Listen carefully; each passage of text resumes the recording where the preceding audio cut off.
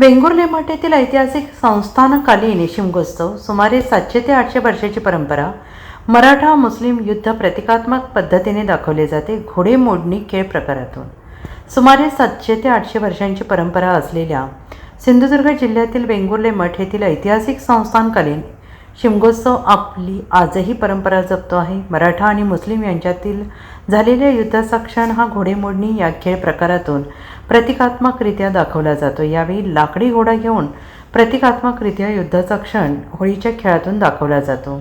रात्री चित्तथरारक असे आगीचे गोळे म्हणजेच बनाटे स्वतःच्या भोवती फिरवत चित्तथरारक आणि साहसी खेळ खेळले जातात. असा आगळावेगळा होळी उत्सव पाहायला मोठ्या प्रमाणात गर्दी असते. हा जो घोडेमोडणी प्रकार असतो, बनाटे फिरवतात, हा कसा प्रकार असतो आणि किती दिवस होतो?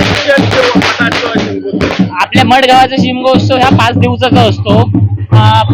5व्या दिवशी आपल्या सकाळचा एकदा रोंबड होता, नंतर एक संध्याकाळचा रोंबड होता. ते संध्याकाळच्या रोमटात संध्याकाळ झाल्यानंतर बऱ्याच वेळा म्हणजे काळोख झाल्याच्या नंतर आम्ही बनाटे म्हणजे एक 4 आगीचे ह्या असतात ते आम्ही असे गोल गोल फिरवतो आणि त्या वाजत गाजत आम्ही स्वयंभूच्या देवळाकडे घेऊन जातो. स्वयंभूच्या देवळाकडे गेला की थैसर घोडेमोडणी हा एक कार्यक्रम होता. तो पण एक बघण्यासारखा कार्यक्रम असता आणि तो पण एक वेगळ्या प्रकारचे म्हणजे सत्यकर आणि सुतार हे एकत्र येऊन आपले कणकेकर गावडे असतात त्यांची एक घोडी असतात.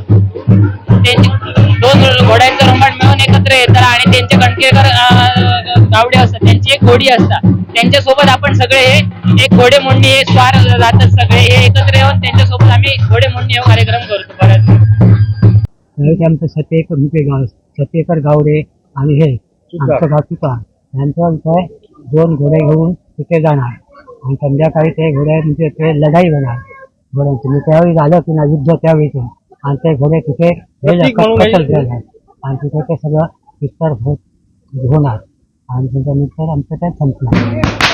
Bureau report SBN Marathi Sindhudurg.